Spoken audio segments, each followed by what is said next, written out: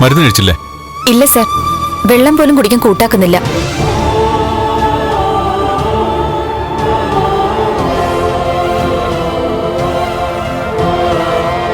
ഞാനും മേഡവും ഒരുപാട് പറഞ്ഞു നോക്കി. സാറ് വലിയ വാശിയില്ല. മതി, മാറി നിൽക്ക്.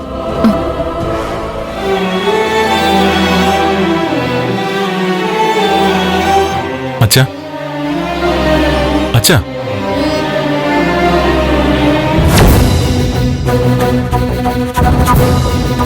മരുന്ന് സമയത്തിന് കഴിക്കണ്ടേ? എന്നാലല്ലേ അസുഖം ഭേദമാകൂ.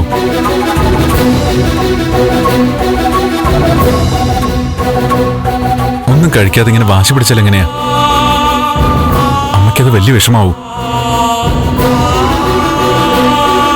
ഇനി ഇങ്ങനെ സങ്കടപ്പെടുത്തരുത്. കൃത്യസമയത്ത് മരുന്ന് ഭക്ഷണമൊക്കെ കഴിച്ചാലല്ലേ വേഗം എഴുന്നേറ്റ് പഴയതുപോലെ നടക്കാൻ പറ്റൂ. ഈ കാര്യത്തില് അച്ഛൻ വാശി കാണിക്കരുത്. അത് ഞങ്ങൾക്ക് എല്ലാവർക്കും വലിയ വിഷമാണ്. അച്ഛന്റെ മകന്റെ നാടകം ഗംഭീരമാകുന്നുണ്ട്. കഴിക്കില്ല എന്ന് നല്ല ബോധ്യത്തോടെയാ ഇവനിതൊക്കെ പറയുന്നത്. എന്നെ ബോധിപ്പിക്കാൻ അച്ഛന്റെ മകന്റെ നാടകമാ. എനിക്ക് മനസ്സിലാവില്ലെന്ന ഇവന്റെ വിചാരം. ഇതവിടെ വരെ പോകും നോക്കാം. അച്ഛന് കുടിക്കാൻ എന്തെങ്കിലും എടുക്കട്ടെ?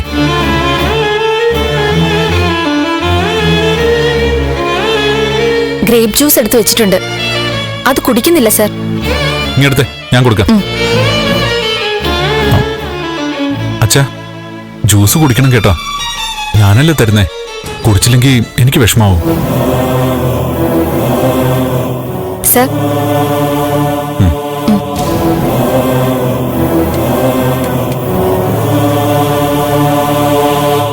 അച്ഛാ, ഇത് കുടിച്ചേ. വാ തുറന്നേ. ആ,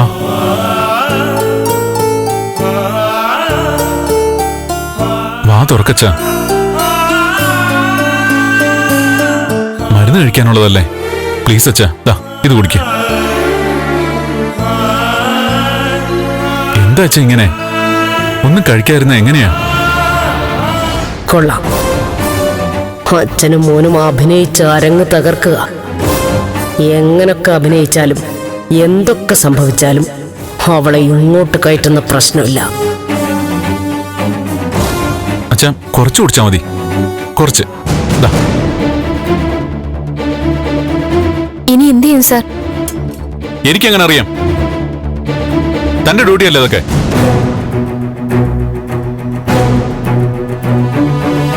മെഡിസിനും ആഹാരമൊക്കെ കൊടുക്കാനല്ലേ തന്നെ ഇവിടെ നിർത്തിയിരിക്കുന്നേ.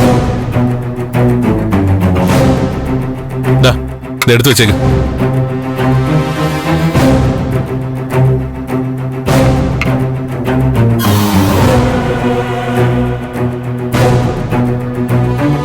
അമ്മേ, എത്ര പറഞ്ഞിട്ടും അച്ഛൻ കഴിക്കുന്നില്ലല്ലോ. വെള്ളം പോലും കുടിക്കാതെ എങ്ങനെയാ? എന്തിനിങ്ങനെ വാശി പിടിക്കുന്നേ? ഇനിയിപ്പോ എന്താ ചെയ്യാ? ഇങ്ങനെ പോയാൽ വീണ്ടും ഹോസ്പിറ്റലിൽ അഡ്മിറ്റ് ചെയ്യേണ്ടി വരും. മോൻ വിഷമിക്കണ്ട, അച്ഛൻ കഴിച്ചോളും. ഇപ്പോൾ ഉള്ളിൽ എന്തെങ്കിലും പ്രയാസം തോന്നുന്നുണ്ടാവും.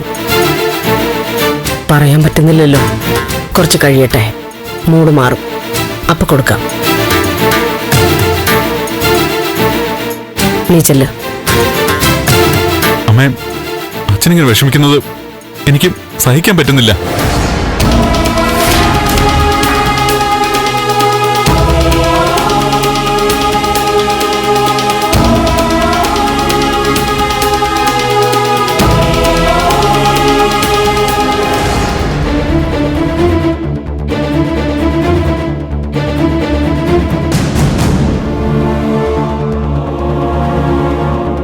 അവനെ എന്തിനാ ഇങ്ങനെ വിഷമിപ്പിക്കുന്നത്? മരുന്ന് കഴിക്കാതായ അസുഖം എങ്ങനെ ഭേദമാവും? പ്രഭ, തന്റെ വാശി ഇവിടെ അവസാനിപ്പിക്കും ഞാൻ. താൻ ദേവിക വരുത്തും, വണ്ടി വിട്ടുകൊടുത്ത് വിളിപ്പിക്കും. ഞാൻ കാണിച്ചു തരാം. അച്ഛന്റെ മോന്റെയും പ്ലാൻ ഞാനിവിടെ ജീവിച്ചിരിക്കുമ്പോ നടക്കാൻ പോകുന്നില്ല. സിദ്ധുവിനെ നോക്കാൻ ദേവിക ചന്ദ്രോത്തിന്റെ പടി ചവിട്ടില്ല, അതുറപ്പാ.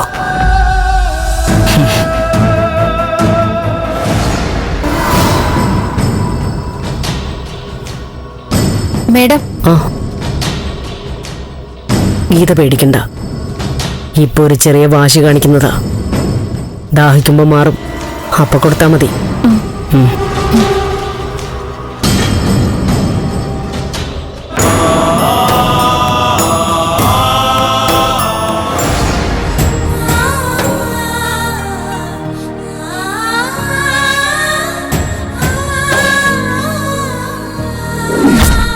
ഇത് വെച്ചോളൂ. പിടിക്കേ. എനിക്ക് വേണ്ട ആന്റി. സാറിന്റെ കൂടെ ഞാൻ ഇത്രയും ദിവസം നിന്നത് പണം പ്രതീക്ഷിച്ചല്ല. നീ പ്രതീക്ഷിച്ചിട്ടില്ലായിരിക്കും. പക്ഷേ എനിക്ക് നിന്റെ ഔദാര്യമൊന്നും ആവശ്യമില്ല. വാങ്ങ. ഇല്ല, ഇത് ഞാൻ വാങ്ങില്ല.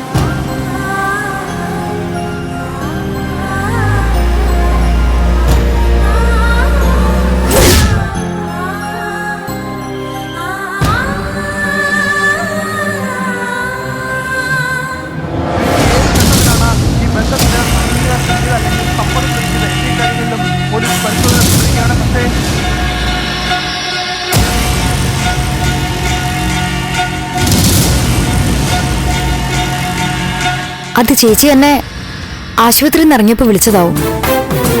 കാല് പിടിച്ച് പറഞ്ഞിട്ട് ആ താടക ഫോൺ തന്നില്ല. ചേച്ചി എങ്ങനെയെങ്കിലും ഒന്ന് വിളിച്ചേ പറ്റൂ. ചന്ദ്രോത്തേക്ക് പോയി കാണുമെന്ന് അറിയണം. അവിടെ എത്തിക്കാണും. സാറിനെ നോക്കാൻ അവിടെ വേണമെന്നല്ലേ പറഞ്ഞത്? പറഞ്ഞതൊക്കെ ശരിയാ, പക്ഷെ അതൊന്ന് ഉറപ്പിക്കണ്ടേ? അവിടെ ഉണ്ടെന്നറിഞ്ഞാ സമാധാനത്തോടെ ഇരിക്കാലോ. അതിനിപ്പോ എന്താ വഴി? ജയിലിൽ കിടക്കുന്ന പോലെയല്ലേ നമ്മളിവിടെ കഴിഞ്ഞു പോകുന്നത്. ഇതൊക്കെ പെൺകുട്ടികൾ പഠിക്കേണ്ട പാടാ. കല്യാണം കഴിച്ച് ഭർത്താവിന്റെ വരുമാനത്തിൽ മാത്രം ആശ്രയിച്ച് ജീവിക്കേണ്ടി വന്നാ ഇങ്ങനെയാവും വിധി. എനിക്കൊരു ജോലി ഉണ്ടായിരുന്നെങ്കിൽ കുറച്ചെന്തെങ്കിലും സമ്പാദ്യം ഉണ്ടായിരുന്നേനെ. എങ്കിലും നിങ്ങൾക്ക് ഈ ഗതി വരില്ലായിരുന്നു. അതുകൊണ്ടാ പഠിപ്പ് മുടക്കരുതെന്ന് പറയുന്നത്. പഠിച്ചൊരു ജോലി കിട്ടിയാ ഭർത്താവിന്റെ അടിമയെ പോലെ കഴിയേണ്ടി വരില്ല. അച്ഛൻ മാത്രമായിരുന്നെങ്കിൽ സഹിക്കായിരുന്നു. ഇതിപ്പോ എവിടുന്നോ വന്നൊരു പലിശക്കാരന്റെ അടിമകളല്ലേ നമ്മള്. അച്ഛൻ നമ്മളെ അയാൾക്ക് പണയം വെച്ചതുപോലല്ലേ. അവളെങ്കിലും രക്ഷപ്പെട്ടല്ലോ എന്ന് സമാധാനിച്ചതാ. ദേവികയ്ക്ക് അവിടെ ഒരു പിടിച്ചു നിൽപ്പാവണം. ഇനി നമുക്ക് ആ ഒരു പ്രതീക്ഷയുള്ളൂ. ഞാനൊരു കാര്യം ചെയ്യട്ടെ, ലക്ഷ്മിയുടെ വീട്ടിൽ പോയി അവളുടെ ഫോണിൽ നിന്ന് വിളിക്കാം.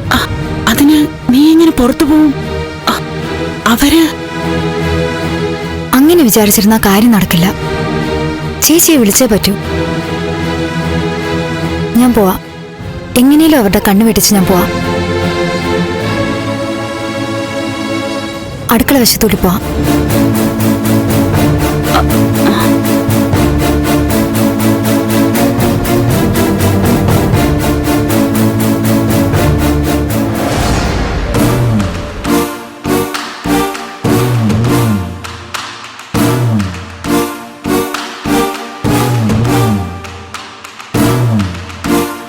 എന്താ അച്ഛൻ എന്തിനാ ഇങ്ങനെ വാശി പിടിക്കുന്നത്?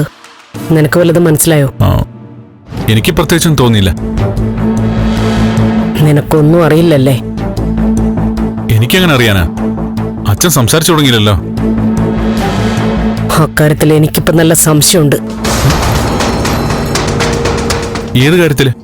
സംസാരിച്ച് തുടങ്ങിയില്ല എന്ന് നീ പറഞ്ഞില്ലേ, അത് ഞങ്ങളോട് മാത്രമാണോ? അമ്മ എന്തായി പറയുന്നേ? ഞാൻ പറയുന്നതാണോ കുഴപ്പം? ഞങ്ങൾ ആരും അടുത്തില്ലാത്തപ്പോ സിദ്ധു നിന്നോട് സംസാരിക്കാറുണ്ട് ഇല്ലേ? അമ്മേ, നിങ്ങൾ തമ്മിൽ പ്ലാൻ ചെയ്ത ഒരു നാടകമാ ഞങ്ങളൊക്കെ ഇപ്പൊ കണ്ടുകൊണ്ടിരിക്കുന്നേ. ദേമേ, ഇങ്ങനൊന്നും ആരോടും പറയരുത്. അച്ഛനൊരു വാക്ക് പറയുന്നത് കേൾക്കാൻ കാത്തിരിക്കുന്ന നിങ്ങളെയൊക്കെ ഞാൻ വഞ്ചിക്കുകയാണെന്നാണ് അമ്മ പറഞ്ഞു വരുന്നേ. അത്ര വില കുറച്ചാണോ അമ്മ എന്നെ കണ്ടിരിക്കുന്നേ? അഭിനയൊന്നും വേണ്ട. ഓരോ അവസരങ്ങളിലാ മനുഷ്യന്റെ വില നിർണയിക്കപ്പെടുന്നത്. നിന്റെ സ്വഭാവശുദ്ധിയുടെ കാര്യമൊന്നും നീ എന്നോട് പറയണ്ട. ഞാൻ എന്ത് തെറ്റാ അമ്മയോട് ചെയ്തേ? പറ. ഞാൻ എന്ത് ചെയ്തിട്ടാ അമ്മ എന്നെങ്ങനെ ടോർച്ചർ ചെയ്യുന്നേ? ഈ ചോദ്യം നീ നിന്നോട് തന്നെ ചോദിക്ക്. നീ എന്നോടും ഈ കുടുംബത്തോടും ചെയ്യുന്നത് എന്താണെന്ന് നിനക്ക് നന്നായിട്ടറിയാം. അതിന് ഞാൻ വിശദീകരിച്ചു തരുന്നില്ല. ഈ പറയുന്ന ഒന്നും എനിക്ക് മനസ്സിലാവുന്നില്ല. എന്താ അമ്മയ്ക്ക് തോന്നിയെന്ന് പറഞ്ഞാ കൊള്ളാം. അച്ഛനും നീയും കൂടെ ഈ നാടകം കളിക്കുന്നത് ദേവികയെ ഇങ്ങോട്ട് തിരിച്ചു കൊണ്ടുവരാനല്ലേ? നാടകോ? ആണോ അല്ലയോ? അച്ഛന്റെ വാശി അതിനല്ലേ? ആയിരിക്കാം. ഈ അവസ്ഥയിൽ അച്ഛന് ദേവിക എങ്ങനെയായിരുന്നു എന്ന് അമ്മയ്ക്കും എല്ലാവർക്കും അറിയാം. അച്ഛനത് ആഗ്രഹിക്കുന്നുണ്ടെങ്കിൽ തെറ്റു പറയാൻ പറ്റില്ല. അതിന്റെ പേരിൽ നാടകം കളിക്കേണ്ട ആവശ്യം എന്താ?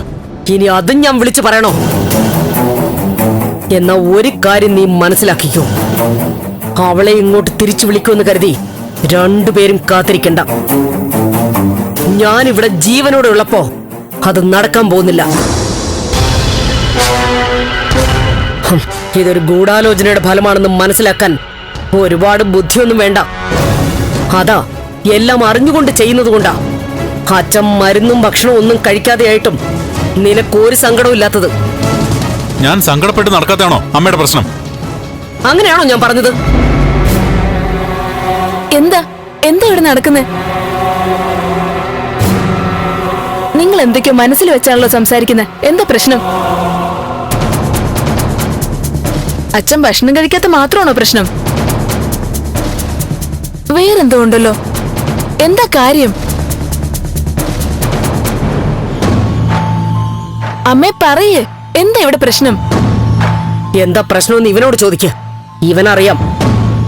ഇവനറിയാവുന്നത് പോലെ വേറെ ആർക്കും ഇവിടെ നടക്കുന്നത് ഒന്നും അറിയില്ല.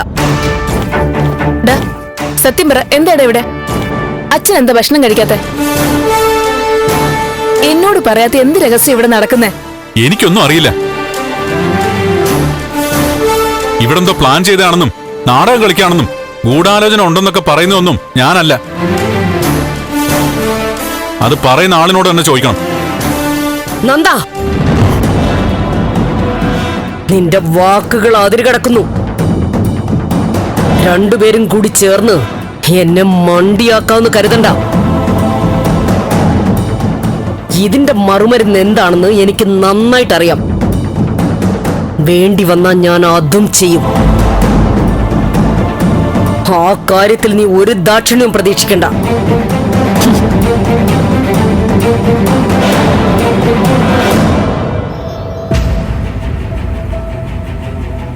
ഈശ്വര, എന്തൊക്കെയാ കേക്കുന്നെ? എടാ, എന്താ അമ്മ എന്തായി പറഞ്ഞിട്ട് പോയേ? എനിക്കറിയില്ലെന്ന് പറഞ്ഞില്ലേ? നിനക്കറിയാം, ഞാൻ ഈ വീട്ടിലൊരു ജീവിയല്ലേടാ. ഇങ്ങനെയൊക്കെ കേൾക്കുമ്പോ പേടിയായിട്ടാ ചോദിക്കുന്നെ. നീയെങ്കിലും ഒന്ന് പറ, ശരിക്കും ഇവിടെ എന്താ പ്രശ്നം? പറയാൻ പറ്റില്ലല്ലേ? ഏതോ ഒരു വലിയ രഹസ്യം ഇവിടെ കിടന്ന് പുകയുന്നുണ്ട്. എന്നോട് പറയാൻ വയ്യാത്തയാണെങ്കിൽ വേണ്ട. പക്ഷെ ഒരു കാര്യം മറക്കണ്ട, നിങ്ങളുടെ വാശിപ്പെട്ട് അച്ഛന്റെ ജീവന് ഒരു അപകടം ഉണ്ടാവരുത്. അങ്ങനെ എന്തെങ്കിലും സംഭവിച്ചാ ഉണ്ടായതെല്ലാം ഉത്തരവാദിത്തപ്പെട്ടവർ ചോദിക്കുമ്പോ പറയേണ്ടി വരും. അതുവരെ രഹസ്യമാക്കി വെച്ചോ, പറയണ്ട. എന്നെ വീട്ടിൽ അംഗമായിട്ട് ആരും കണക്കിലെടുത്തിട്ടില്ലല്ലോ.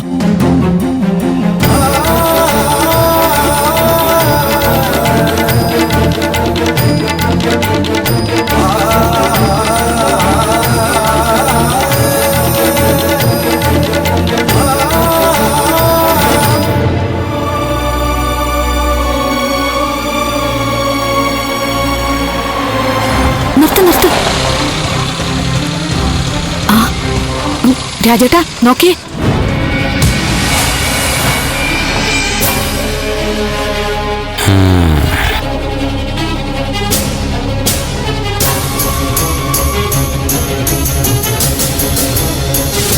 ഇവള് കൊള്ളാലോ, ഏതോ പ്രശ്നത്തിൽപ്പെട്ടിരിക്ക.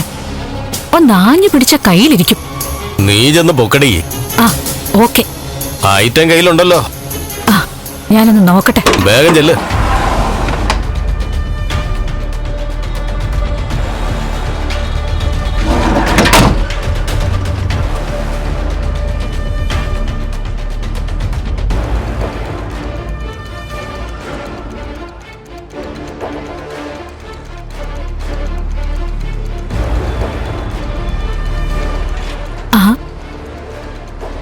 മോളിതുവരെ പോയില്ലേ?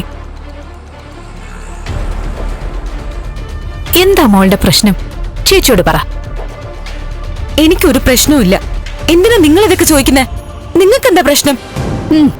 ഓരോ ദിവസവും ഓരോരോ ദുരന്ത കഥകളാ കേൾക്കുന്നേ.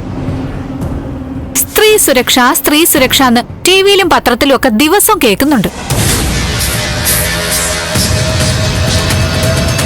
പക്ഷേ തനിച്ച് പരിചയമില്ലാത്ത സ്ഥലത്ത് പെട്ടുപോയാ സ്ത്രീകൾക്ക് ഇപ്പോഴും ഒരു സുരക്ഷയില്ല. എന്റെ പൊന്നുമോളെ, മോളെന്തോ പ്രശ്നത്തിലാ. അത് ഈ നിപ്പ് കണ്ടാലറിയാം. വീട്ടിൽ നിന്ന് ഇറങ്ങിപ്പോന്നതല്ലേ? കൊണ്ടുപോകാമെന്ന് പറഞ്ഞവൻ ചതിച്ചു അല്ലേ? ഈ പുരുഷന്മാരെയൊന്നും വിശ്വസിക്കാൻ കൊള്ളത്തില്ല മോളെ. സ്നേഹമായിരുന്നോ? എവിടുത്തുകാരനാ?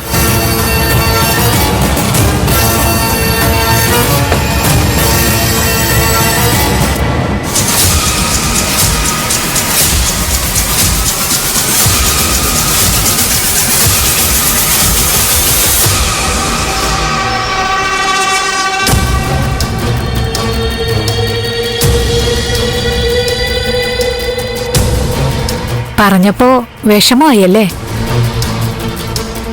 ഞാനൊരു പെണ്ണല്ലേ, മോളെ കണ്ടപ്പോ സഹതാപം തോന്നിയിട്ട് ചോദിച്ചതാ.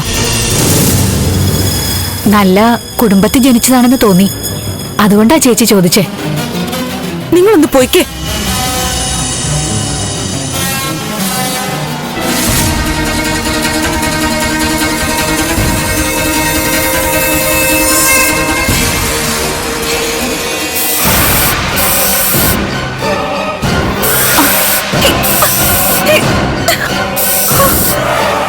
അടങ്ങി നിൽക്കടി അവിടെ.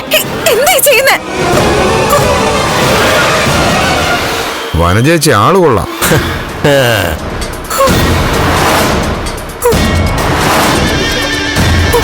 അയ്യോ മോളെ, എന്താ എന്താ പറ്റിയ മോളെ? എന്താ? അയ്യോ എന്റെ പൊന്നു മോളെ, ഇരിക്കെ. മോക്ക് തലകറങ്ങിയതാ. വേഗം ഒന്ന് ആശുപത്രി കൊണ്ടുപോകണം.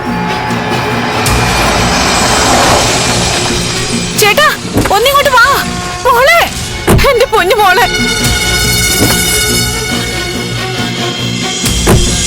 ചേട്ടാ കൊച്ചു പിന്നെയും തല ഇറങ്ങി വീണു. പെട്ടെന്ന് ആശുപത്രി കൊണ്ടുപോകണം. ചേട്ടൻ ഇത് എവിടെ പോയി കിടക്കുവായിരുന്നു? നോക്കി നിൽക്കാതെ കൊച്ചിനെ എടുക്കടി. മോളെ എടാ നീ ആ ബാഗ് കൂടി എടുത്തിട്ട് വാ. ആ ശരി.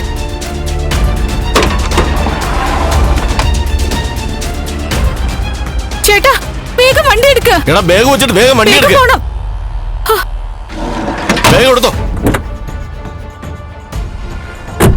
വേഗം ആശുപത്രി പോ. എടുക്കടാ.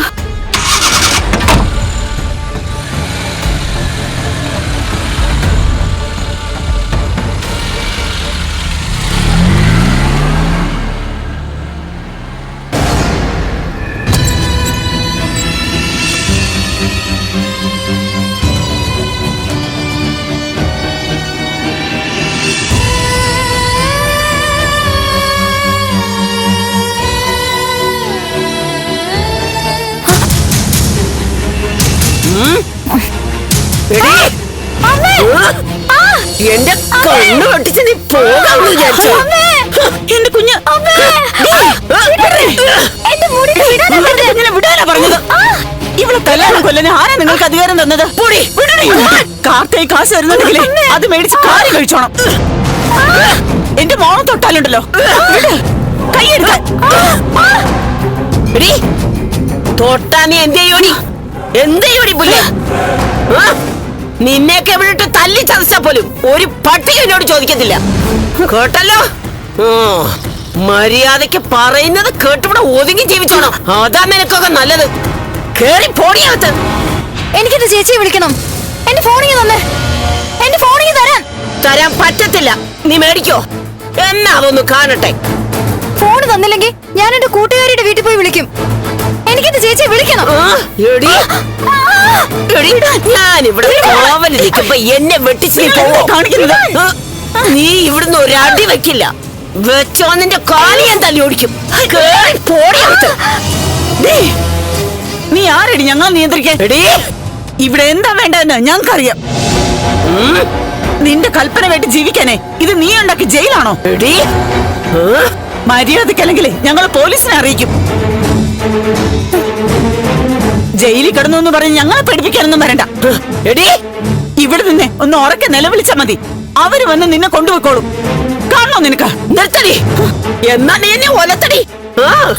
നീ നിലവിളിച്ച് ആളെ കൂട്ടടി, കൂട്ടടി. എടി, അളവിൽ കൂടുതൽ ഒരു ശബ്ദം നിന്റെ തൊള്ളേന്ന് വന്നാ നിന്റെ കഴുത്ത് ഞാൻ ഓടിക്കും, കൊന്നോളെ ഞാൻ. എടി, ഓടി. ഓടി അങ്ങോട്ട്. പോ. എടി, വിളിച്ചോണ്ട് പോടി ഈ അസത്തിനെ. എന്നെ ഭ്രാന്ത് പിടിപ്പിക്കാൻ കേറി പൊക്കോടെ രണ്ടെണ്ണോ. എന്താടി എന്താടി നോക്കി പേടിപ്പിക്കുന്നേ? നിന്റെ കണ്ണ് ഞാൻ കുത്തി പൊട്ടിക്കും. പോടിയകത്ത്, വിളിച്ചോണ്ട് പോടിയകത്ത്. കേറി പോടിയങ്ങോട്ട്.